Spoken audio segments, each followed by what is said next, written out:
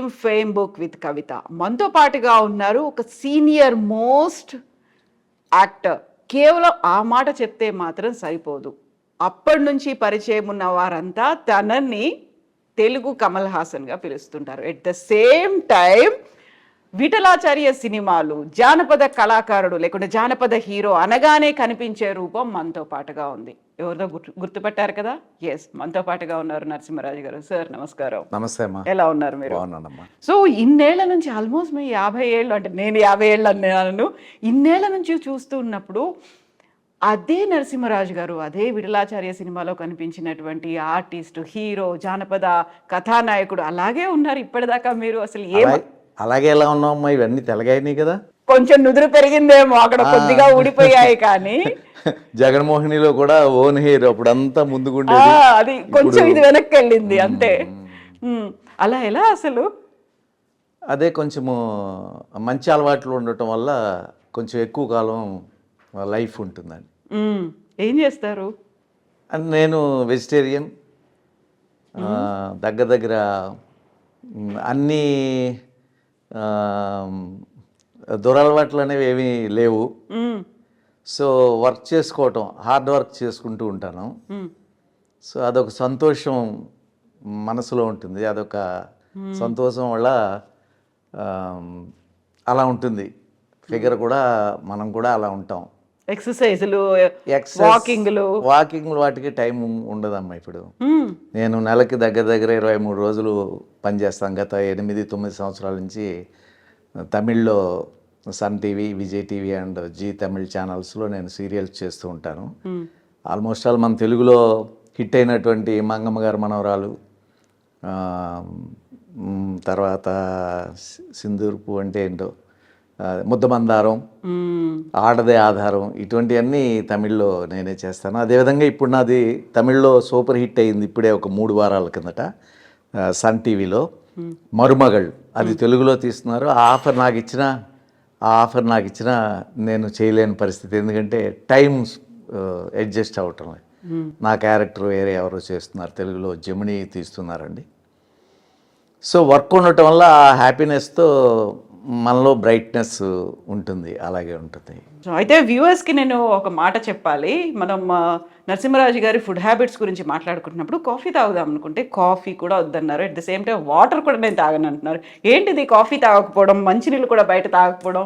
ముందు నుంచి బిస్లరీ వాటర్ తాగుతాను. ఇంటి దగ్గర నుంచే షూటింగ్కి వెళ్ళేటప్పుడు 2 లీటర్స్ పట్టుకెళ్తాను. రోజు 2.5 లీటర్స్ తాగుతాను. అది మినిమం 2.5, మోర్ దాన్ 2.5 తాగాలి ప్రతి వ్యక్తి కూడా. కాఫీ టీ అంటారా, నాకు మొదటి నుంచి అలవాటు లేదండి. ఎప్పుడైనా నిద్ర వస్తుంది అంటే ఆ వేడి నీళ్ళలాగా ఏదో ఇది తీసుకోవటమే కానీ రేర్. అది కూడా షూటింగ్ టైంలో నిద్ర వస్తే తాగుతాను, లేకపోతే అది కూడా తాగను. అసలు మామూలుగా మందు తాగే అలవాటు, సిగరెట్ తాగే అలవాటు అసలు అవన్నీ లేవు, ఎప్పుడు నాకు లేవు. ఫిల్మ్ ఇండస్ట్రీలో బోల్డని పార్టీలు అంటారు, లేకుంటే వర్క్ లోడ్ ఎక్కువైపోయింది, స్ట్రెస్ ఎక్కువైపోయింది అనుకున్నప్పుడు నాకు అంత వర్క్ లోడ్ ఎక్కువైపోలేదు, నాకు అంత ఫ్రెండ్షిప్లు లేవు, పార్టీస్కి వెళ్ళే అంత ఫ్రెండ్షిప్ లేదండి నాకు. నేను ఎవరితోని అక్కడికక్కడ షూటింగ్ జరిగేటప్పుడు అక్కడ కలిసినప్పుడు స్నేహంగా ఉండటమే, తర్వాత వారితో కలవటము అవి ఆ టైము ఉండదు. నేను ఎప్పుడు వెళ్ళలేదు ఎవరి దగ్గరికి, ఏ పార్టీ. అదే నాకు మైనస్ కూడా, నా లైఫ్లో మైనస్. ఎందుకంటే పిఆర్, పబ్లిక్ రిలేషన్ లేకపోవటం అనేది ఒక డిసడ్వాంటేజ్ నాకు. సో మనవాడు అని చెప్పుకోవటానికి నాకు ఎవరు లేరు. గుర్తుకొచ్చి 10 మందితో మనం కలిసిమెలిసి ఉంటే అరే మనవాడు ఉన్నాడు కదా, ఆయనకి వేషం ఇవ్వాలి అని అంటారు. కానీ నేను గుర్తురాను, ఎందుకంటే వారితో ఎప్పుడు నేను కలవటము అటువంటిది ఏమీ. తెలుగు ఇండస్ట్రీలో ఉన్నటువంటి ప్రొడ్యూసర్స్ కానీ, డైరెక్టర్స్ కానీ, టెక్నీషియన్స్ కానీ, ఇటువంటి వారితో నేను ఎప్పుడు కలవటము, ఫోన్లు చేయటం ఇటువంటిది ఏమీ లేదండి. ఎవరైనా ఎప్పుడైనా గుర్తుకొస్తే అనుకోకుండా అలా కొంతమంది ఇచ్చేవారు. ఎలా అయితే అంత పెద్దగా క్లోజ్ ఫ్రెండ్స్ అని లేరో అలాగే శత్రువులు కూడా లేరు కదా? శత్రువులు అసలు లేరు నాకు. ఎందుకంటే నేను ఎవరిని ఏమీ అన్ను. ఎదుటి వారిది తప్పు అయినా నేను తప్పులు చేయటం మానవ సహజం. అది ఏదో తెలియక అన్నారు, లేకపోతే తెలియక జరిగింది ఇది అనుకుంటాం. సో అటువైపు మీరు చెప్పినట్టుగా ఇది ఒక బలహీనత అనుకున్నప్పటికీ కూడా శత్రువులు లేకపోవడం అనేది స్ట్రాంగ్నెస్ కదా అక్కడ. తప్పకుండానండి, శత్రువులు ఉండకూడదు. ఎందుకంటే మనం ఈ లోకానికి ఊరికే చూడటానికి వచ్చాం జర్నీలాగా. 50 ఇయర్స్ నుంచి 80 ఇయర్స్ 90 ఇయర్స్ వరకే లైఫ్. అది ఎంతసేపు అయిపోతూనే ఉంటుంది. బర్త్డే వచ్చిందంటే నాకు బాధగా ఉంటుంది. ఎవరి బర్త్డే అన్నా చెప్పాలి అంటే వాళ్ళకి విషెస్ చెప్పాలి పక్కనే అంటే అందరూ చెప్పి బాధగా ఉంటుంది. ఎందుకంటే 1 ఇయర్ లైఫ్ వాళ్ళు ముందుకు వెళ్ళిపోయారే, జీవితం ఎండ్ అయిపోతుంది కదా, దానికి ఇంత హ్యాపీగా ఉంటున్నారు. 1 ఇయర్ మనం ముందుకు వెళ్ళిపోయాం అనేది నాకు వస్తుంది, ఏదో బాధ కలుగుతుంది. ఇప్పుడు మీరు బర్త్డే సెలబ్రేట్ చేసుకోరు అసలు? బర్త్డే అసలు చేసుకోండి. ఎవరైనా ఫోన్ చెప్పడం కూడా విష్ చేస్తే ఎవరికి చెప్పడం కూడా ఎవరికో కానీ తెలియదు, చాలా మందికి తెలియదు.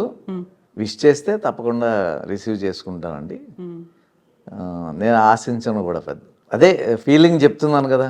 అయితే ఇప్పుడున్న కాలంలో ఒక పబ్లిక్ రిలేషన్స్ని మెయింటైన్ చేయాలి, ఒక నెట్వర్క్ని మెయింటైన్ చేయాలి, వాళ్ళకి ప్రతిసారి టచ్లో ఉండాలి, పండగ వచ్చినా బర్త్డే వచ్చినా మ్యారేజ్ యానివర్సరీ వచ్చినా వాళ్ళకి విష్ చేయాలి, ఇలాంటివన్నీ సోషలైజింగ్ అనేటువంటి కాన్సెప్ట్ అంటున్నారు కదా. ఉండాలండి, తప్పకుండా ఉండాలి, తప్పకుండా. వాళ్ళు మా ఇంట్లో నా వైఫ్ నా డాటర్ వీళ్ళందరూ కూడా మా అపార్ట్మెంట్లో ఉన్న 30 ఫ్యామిలీస్తో చాలా క్లోజ్గా ఉంటారు. వాళ్ళందరూ రోజు ఏవేవో పంపిస్తారు. చిన్న కష్టం వచ్చిందంటే అన్నిటికీ వాళ్ళు 2 నిమిషాల్లో వస్తారు. ఉండాలి. కానీ మరి నా అలవాటు ఏంటంటే ఇప్పుడు నేను వెళుతున్నాను, అది నా అపార్ట్మెంట్ వరకే కేవలం లిమిట్ అయిపోయింది. ఎందుకంటే ఒక 30 ఫ్యామిలీస్ ఉన్నారు, దాంట్లో ఒక 26 ఫ్యామిలీస్ వరకు తప్పకుండా పలకరిస్తారు. ఏ కష్టం వచ్చినా సుఖం వచ్చినా అన్నిటికీ వాళ్ళు ముందు ఉంటారు, మాకంటే ముందు. ప్రతిరోజు మార్నింగ్ లేచిన వెంటనే మా కష్ట సుఖాలన్నీ చూస్తూ ఉంటారు.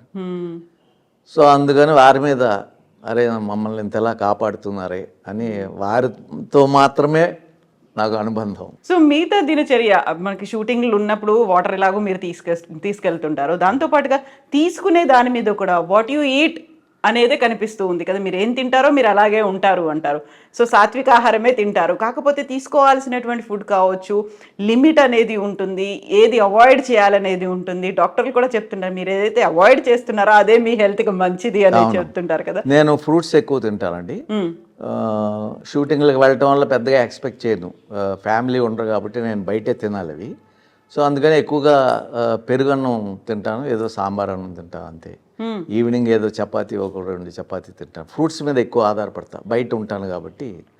సో నాకు షూటింగ్ నైట్ టైం నాకు నా పక్కనే నేను ఉన్నటువంటి పక్క స్ట్రీట్లో మాకు బ్రాహ్మిన్స్ మెస్ ఒకటి ఉంది, అక్కడ చాలా హోమ్ ఫుడ్లా ఉంటుంది.